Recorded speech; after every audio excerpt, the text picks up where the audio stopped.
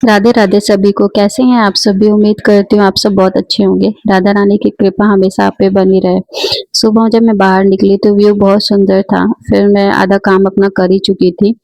फिर मैं सब उनका खाना वाना भी बना दी थी। तब तक डुग्गू भी उठ चुके थे और किचन में सीधे उठते ही किचन में ही आते हैं मेरे पास।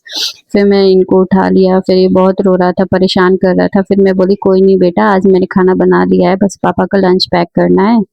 फिर ये गोदी लेने के लिए बोल रहा था। फिर मैं इसको ले ली। मैं कही कोई नहीं, कर लेती हूँ इसको लेके ही। फिर वो चुपचाप मेरे काम को देखे जा रहा था कि हाँ मम्मा क्या क्या कर रही है। लेकिन उतरना नहीं था नीचे उसे। मैं बार बार बीच में कोशिश भी कर रही थी कि उतर जाओ। जब बोल रही थी उतर जाओ तो वो मुझे पकड़ ले रहा था कि हाँ नहीं मम्मा नीचे उतार देगी। फिर मैं कह रही थी अच्छा चलो कोई बात नहीं, नहीं उतारूंगी, ऐसे ही रहो, देखो मैं क्या कर रही हूँ, पापा को रोटी पैक कर रही हूँ। फिर मैं उनके मतलब रोटी में घी लगा रही थी तो वो देख रहा था। फिर मैंने इनका लंच पैक ही कर दिया था। फिर मैं इनको भी उठा दी थी बीच में कि आप उठ जाओ और तैयार हो जाओ क्योंकि टाइम हो रहा है आपका, क्योंकि आज थी ईद। तो मेरे भाई की भी छुट्टी थी तो वो भी सो रहा था और मतलब इसके पापा भी सो रहे थे, थोड़ा लेट ही जा मतलब आज उन्होंने गेट पास ले रखा था। मैंने बोला कोई नहीं, थोड़ा सो ही लेते हैं, क्या उठाऊं उनको, क्योंकि बच्चा तो वो रख ही लेते हैं। फिर मैंने इनका मतलब फाइनल कर दिया था। उनके जाने के बाद मैं भी नहा ली थी। फिर मैंने डुग्गू को भी नहलाया, उसको तैयार किया बहुत अच्छे से। फिर मैं उससे बीच-बीच में बात भी करती रहती हूँ और वो सोच रहा था कि हाँ, मतलब हम कहीं घूमने जा रहे हैं, बट नहीं, मैं उसको ऐसे ही रेडी कर रही थी कि हाँ, नहीं मतलब उसके पास इतने सारे कपड़े हैं ना, मुंडन में उसको बहुत सारे कपड़े मिले हैं, तो मैं उसे निकालती ही रहती हूँ, पहनाती ही रहती हूँ।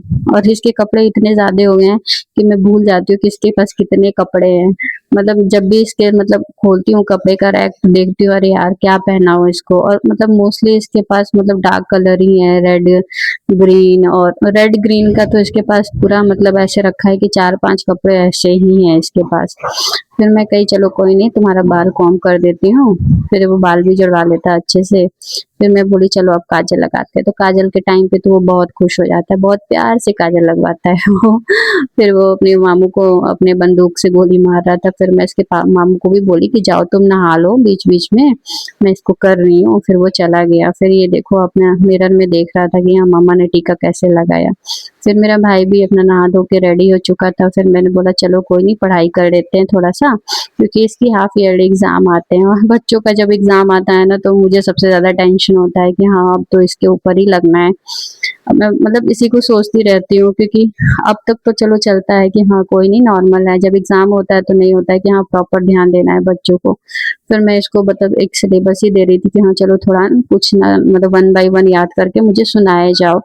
फिर हमने बीच में थोड़ा सा ब्रेक भी ले लिया था पढ़ाते टाइम कि हाँ चलो थोड़ा सा खा पी लेते हैं हम भी, तो डुग्गू भी थोड़ा सा खा पी लेगा। और यहाँ डुग्गू अपने टॉय के साथ थोड़ा सा खेल रहा था जब मैं इसको दी थी। फिर हम सब खा पी लिए। फिर मैंने बोला अच्छा चलो ठीक है पढ़ाई कर लेते हैं। फिर उसके बाद थोड़ा हमने मतलब मूवी ऑन कर दिया कि चलो देख लेते हैं बीच बीच में, क्या पता डुग्गू भी देखे। फिर मैंने ऑन कर दिया था टीवी। फिर हमने कॉमेडी ही लगाया था और मतलब सब देख रहे थे। इंसान डुग्गू भी ऐसे लेट के आराम से देख रहा था, गाना वगैरह सुन रहा था अच्छे से। फिर मैंने बोला अच्छा चलो कोई नहीं, वो दूध मांगने लगा था। फिर मैं उसको ले आई बॉटल में। फिर वो दूध पी रहा था। फिर मैं अपने भाई को बोली तुम भी सो जाओ, फिर शाम को उठना। शाम को उठने के बाद ये अपना आराम से बाहर चले गए थे खेलने।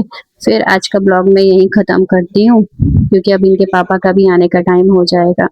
राधे राधे। चैनल पसंद आए तो सब्सक्राइब जरूर करिएगा।